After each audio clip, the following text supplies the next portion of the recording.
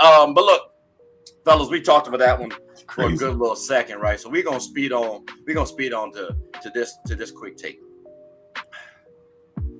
Uncle Shay Shay had a little problem with the Grizzlies. Halfway made you want to sip your tea. All this coffee though from Starbucks. I'm just saying. You gotta get your plugs in there. Mine is tea. Mine is tea. It's tea for that. Yours is tea. You got tea. I was about to say, yeah, Reese is on the salt right now. It is 5 o'clock somewhere. Tea-po tequila. I ain't mad at that. But look, I'm because it's drama, right? It's a little controversy. Reese, who was wrong more so in the scenario? Is you gonna go Shay Shay or the Grizzlies? And I gotta say the Grizzlies because you had Dillon Brooks, you had Ja Morant, you had Steven Adams, you had T Morant, who not even owned the team, but is Ja Morant's daddy. I'm just saying, like, who gets the blame more so for you? So can we read? Can I read a piece of what Shannon Sharpe said happened? Oh yeah, go ahead. When he was talking, when he was explaining it. Yeah, when he explained it. Go ahead. Okay, I'm just quit it. I'm gonna do it real quick. So he said it started with just Dillon Brooks. I said he was too small to guard LeBron. That is a fact. Okay, so we're this is me trying to figure out who's to blame, right? He said that Dillon Brooks is too small to guard LeBron James. That is a fact. Okay, Dillon Brooks then told him, "Fuck you," and so, all right. So I'm going to go ahead and say that's 2 against the Grizzlies right there, okay? That's 2 against the Grizzlies. 2 against the Grizzlies. Shannon Sharpe did respond, fuck you. Okay, that's 1 against Shannon Sharpe. Okay, he goes on to say, he started to come at me. You don't want these problems. Then Ja came out of nowhere. Then Ja Daddy came out of nowhere. And I would like to say, if we talk about over-under, I'm taking Shannon Sharpe against 5 to 10 of them mofos. Even Steven Adams. I'm gonna be honest with you. Hey. Now that's right there. Steven Adams is strong, but strength don't mean no when it's time to throw them bows. All right, I'm just saying. Shannon Sharpe. I know where Shannon Sharpe from. I know where Shannon Sharpe from. I don't know. From the field, man. I hear you. But okay, so the Grizzlies were more so at fault. Yeah. Because I look at it like this too. So after Dillon Brooks says, fuck you, right? Because if you can't say a casual fuck you to a fan, what are we doing, right? Right. I mean, like, what? Especially if they initiating the trash talk. I'm just saying, he ain't say nothing about your mama, nothing. But all right, cool. So then Shay Shay says, "Oh, fuck you back." What was said after that? Like, I need to know that piece because to me, I have it at 0-0. Everybody even because I need to know. Dillon Brooks started walking up on him. Right. So so Dillon. Okay, so then all right. So now we had one favoring the Grizzlies, and that's when Shannon Sharpe said, "You don't want these problems." Okay. Yeah. And then that's when his daddy showed up. But Steven Adams got there early and tried to be the enforcer, but it was like this had nothing to do with you. And it was so weird to see Steven Adams try to break up between a pedestrian and a player on court when Shannon Sharpe had not even stepped on the court. You know what I mean? He's still standing above his seat. And Steven Adams starts walking up to him as if he's diffusing a situation. But I didn't see it. When I saw it, Steven Adams was kind of in the mix. And I could see you said what? I was gonna say, if you watch it though, watch it again and see that Steven Adams gets there before Dillon Brooks though. That's my thing. It's he's trying to not let something happen, but it was nothing was happening. You know what I mean? Just guys chatting. I mean, maybe it seemed worse on the court. I don't know. I don't know what was going. Steven didn't seem like he was being overly aggressive. So I don't even want to. I'm not trying to paint the picture no. I say I didn't think he was trying to fight Shay Shay. I didn't either. That's why I don't know why he pulled up. Yeah. Well, I thought he was trying to get into the situation. The biggest guy always got to get in the middle for some reason. And he would get sat down first. I don't know. I don't know if he's gonna fight Shay Shay like that. Shay Shay and him gotta have beef. I don't know. That's how I look at it. Fred, So all right, because I've been waiting for y'all because we gotta address the bigger issue with all this. So what's the bigger issue for you? What's the biggest issue for you then? Let's talk off Ja and T Morant though. Ja was kind of standing there, kind of laughing, just watching it. Right. And T. Morant was talking trash, but after he acknowledged he loved Sharpe, he's all love, boom, boom, boom. The biggest issue is this. Memphis got to do something about Dillon Brooks, all right? He keeps becoming an issue. And for as well as he can play defense, and as much as he gives energy and some identity to that team, they have enough guys that do that who are much quieter. And the guy that talks as much as him is a superstar, potential MVP, right? Dillon Brooks is not worth the trouble. I'm going to say that now. One, you have a Desmond Bane who does everything Dillon Brooks does and much more efficiently, and is maybe not defensively, but no. I would argue defensively. Only reason why I say that because like isn't Desmond like 6'3"? No, 6'5", solid muscle. Yeah, I saw 6'3" somewhere. You know they be 6'5", solid muscle, bro. That's not bad. If he's 6'5", if he's 6'5", I'll take that back. I know Dillon was 6'6", or listed at 6'6". Yeah, he's 6'6". Yeah, they got Desmond Bane. But Desmond Bane listed at 6'5". Yeah, okay. As much he's. When I brought up, I think I brought this up to you off air. Who do you think is better between him and JR? I personally think JR is better, but JR doesn't cost as much as the headache, man. Like Dillon Brooks is always in the news. How is your fourth option player always in the news for negative stuff, right? Because I don't know what the score was at the time of that squabble, but I know they lost the game after that. And that was what, the end of the second quarter or something like that, maybe? Right. Yeah, they lost the game. They lost the game after that. Could that maybe have fueled the Lakers just the way it fueled Golden State? You know what I'm saying? Like, I don't think they got to get rid of this guy. They're putting targets on him. Let me ask you guys this then. What would you think his trade value is? Because when I look at Dillon Brooks, I think of a streaky 15-point per game scorer. When I say I don't like that because I really can have Buddy at like 8 points a game for real.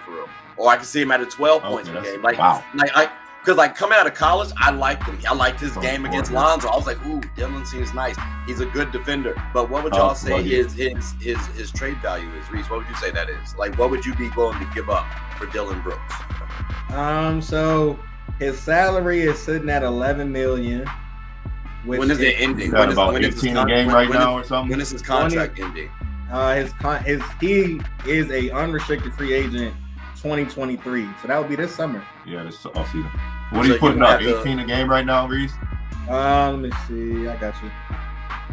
And so kind of talking to that trade value. Yeah, Fred, he's averaging 16 right now this season. 16, so down, 16, but at 40%. I said streaky 15. 40% from the field, what, 34, 35 from 3? Where's that at 3? He might be lower at the 3. Yeah, I was going to say, if he's shooting 40% from the field. Wait, if he's majority of shots is 3, naturally. 32% from 3. How much? 32.7. Yeah. So you talk about streaky. Like, it's not worth the headache, bro. Because he's going to take bad shots. He's going to take bad shots. He's going to talk trash, get technical. He's going to make irrational turnovers, right? He's going to get the crowd hype and like. But Freddie does too much issues.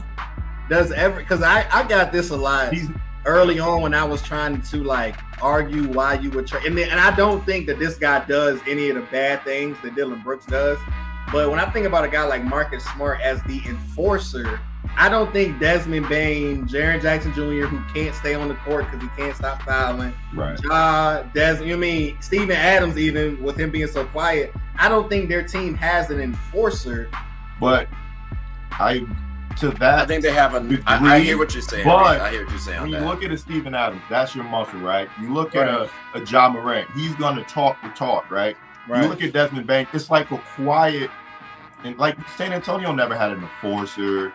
Like, you get what I'm saying? Like, for what Dillon Brooks does, you can easily go out there and get Jay Crowder and bring him back in. I would argue that I just wouldn't trade Dillon Brooks to Phoenix for him but with Dillon Brooks, bro, he's not Dennis Rodman when it comes to a guy who does a lot of wild shit. Like, your return is going to be much higher, you know what I'm saying, with a Dennis Rodman. He's worth the headache. Dillon Brooks doesn't do enough for your team on a night-to-night basis. In a league where everybody's putting up 20 to 30 a game, elite perimeter defense is not as the same as back in the day when Ron Harper was locking somebody up. You get what I'm saying? Like, because I feel like lock up, down to I feel like this is going to be 22. I feel like this is going to be a solid moment. I feel like this is going to be a solid moment we realize as a turning point for the Grizzlies. I always felt like they were a small forward away from really being like a strong contender for dynasty. I don't like using that word around like seriously, but like I know I jokingly said it about the Pelicans, but like this team could be a dynasty as long as they get a really good small forward. Do they trade Dillon Brooks in a draft pick for Kuzma, or like what does that look like for you? You know how I feel about Kuzma. See, like people, he knows what Kuzma did. All right, I think I don't. Or do Dillon, they? I don't know what his trade value is, bro. Like, or do they trade a couple picks to get Jay Crowder? Like, what are you saying? Like, they need a role player. Do they need a wing that can go out there and get it at that position? I think a wing that can go out there and get it personally. But I like think defensive minded too though.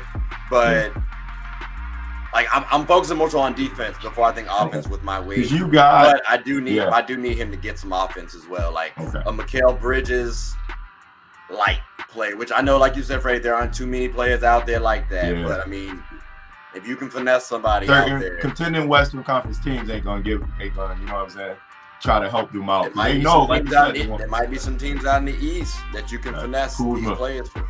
Kuzma. In reality, he is with Dillon Brooks being an unrestricted free agent, his trade value isn't that high because if he wants to walk somewhere, he'll just walk. And but I'd rather you walk than pay him. And what they'll end up probably doing is doing a sign and trade in some situation. Whereas if he does go to another team, that's the only way that the Grizzlies will be able to get something in return without losing it all, quote unquote, in Dillon Brooks.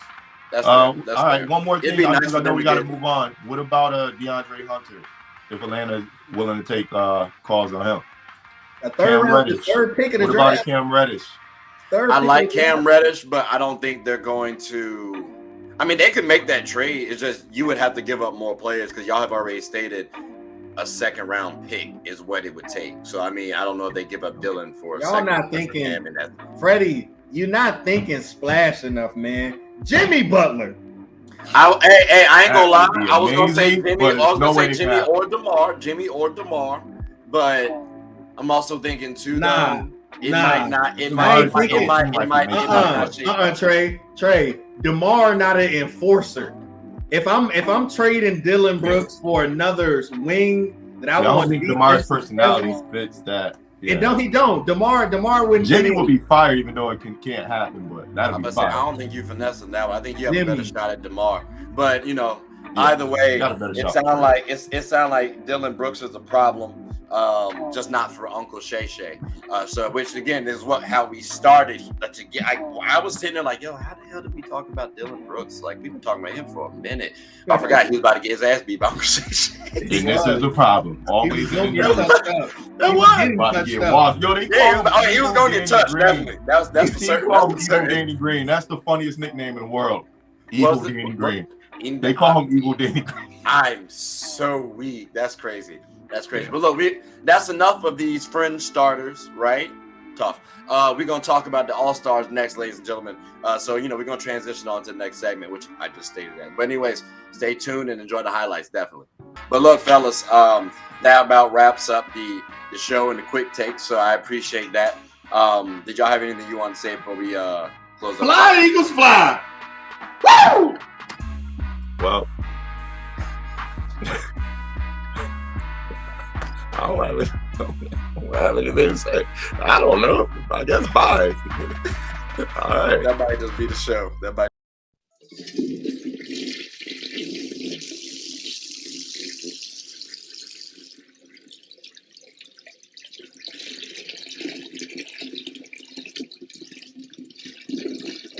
I did not know you guys were still here. As you can see, we're at the back end of the show. No pun intended, but look.